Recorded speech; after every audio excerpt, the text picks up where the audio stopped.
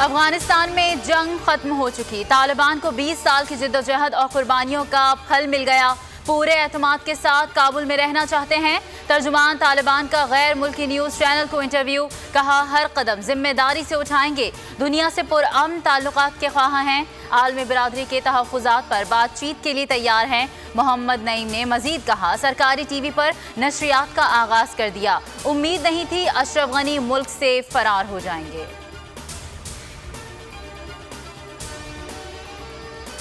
افغانستان سے امریکی شہریوں کا انخلا مکمل، دیگر غیر ملکیوں کو واپس جانے کی جلدی، کابل ایئرپورٹ پر افراتفری، ہزاروں افراد کو ملٹری فلائٹس میں سوار ہونے سے روکنے کے لیے امریکی فورسز کی ہوائی فائرنگ، پی آئی اے آج کابل کے لیے 3 پروازیں چلائے گا، پھنسے پاکستانیوں کو وطن واپس لایا جائے گا، سعودی عرب، ناروے، اسپین اور آسٹریلیا کے سفارت خانے بند، امریکہ، برطانیہ اور جرمنی نے عملے کی تعداد محدود کر دی، پاکستان، ترکی اور روس کے سفارت خانے معمول کے مطابق کام جاری رکھیں گے۔ افغان صورتحال پر غور کے لیے سلامتی کونسل کا ہنگامی اجلاس آج طلب۔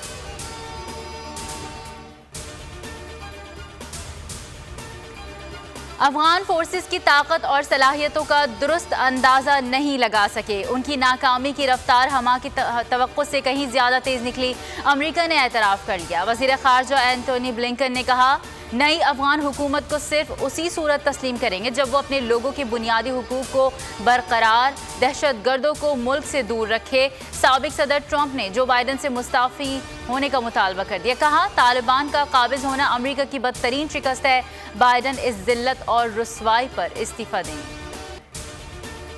افغانستان کی صورتحال پر مشاورت کے لیے اہم بیٹھک، وزیراعظم عمران خان نے قومی سلامتی کونسل کا اہم اجلاس آج بلا لیا، اعلیٰ سول اور عسکری قیادت شریک ہوگی، افغان وفد بھی شریک ہوگا۔ وزیر خارجہ شاہ محمود قریشی کہتے ہیں اجلاس میں افغانستان کی بہتری، امن و استحکام پر بات ہوگی، بھارت کو موجودہ حالات اور خطے کی بہتری کے لیے ذمہ داری کا ثبوت دینا چاہیے۔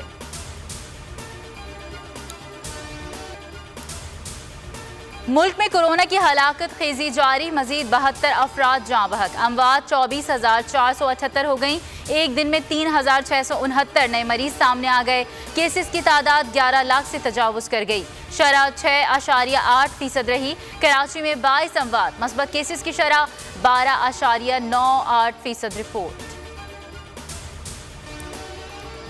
ملک میں یکساں تعلیم کا نفاذ، آج وزیر اعظم یکساں نصاب تعلیم کا اعلان کریں گے، وفاقی وزیر تعلیم شفقت محمود کہتے ہیں یکساں نصاب ہمارے منشور کا حصہ ہے، کلاس 1 to 5 کے تعلیمی اداروں کے لیے یکساں نصاب ہے، اقلیتوں کے لیے الگ الگ نصاب تیار کیا ہے، سندھ میں فی الوقت اس نصاب کا نفاذ نہیں ہوگا۔